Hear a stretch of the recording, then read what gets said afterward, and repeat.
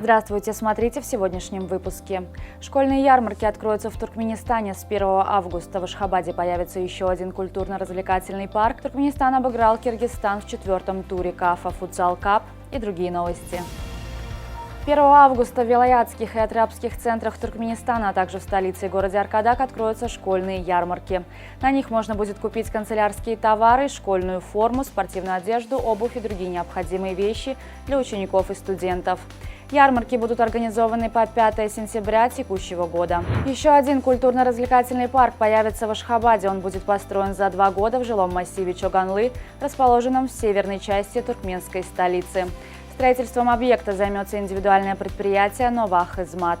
Парк должен быть сдан в эксплуатацию в августе 2025 года. В августе в Туркменистане намечено провести различные культурные мероприятия, форумы и выставки. В национальной туристической зоне Аваза пройдет форум «Каспийское море. Море мира и дружбы». В Дашогузском, Лебабском и Марийских вилаятах туры конкурса «Играй Бахши». В Институте международных отношений конференция «Туркменистан. ЮНЕСКО», сотрудничество во имя благополучия и другие. Между детскими оздоровительными центрами, расположенными в курортном местечке Гёкдере под Ашхабадом, прошел конкурс «Кто знает языки, тот познает мир». Конкурс состоялся в детском оздоровительном центре Бахтияр-Несселер, куда съехались участники из других центров.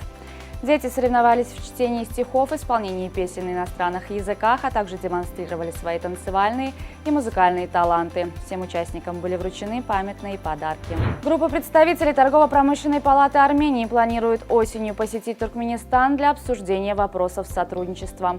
Об этом сказал вице-президент Торгово-промышленной палаты Армении Карен Иванов в ходе встречи с чрезвычайным и полномочным послом Туркменистана в Ереване Мухаммедгельди Аязовым.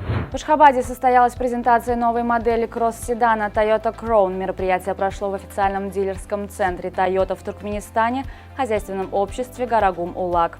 На церемонию были приглашены представители посольств иностранных государств, а также представители ряда крупных компаний и местные предприниматели.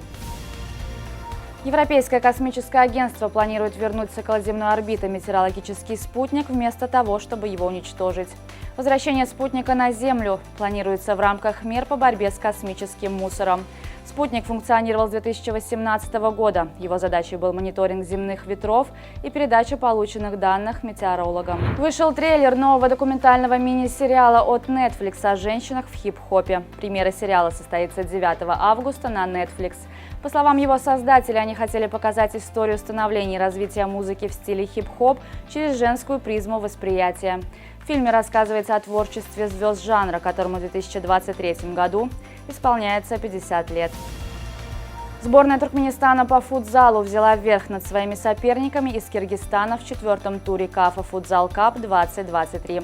Матч, который состоялся в Душанбе, закончился со счетом 2-0. За туркменскую команду отличились Мулкаман Аннакулиев и Максат Солтанов.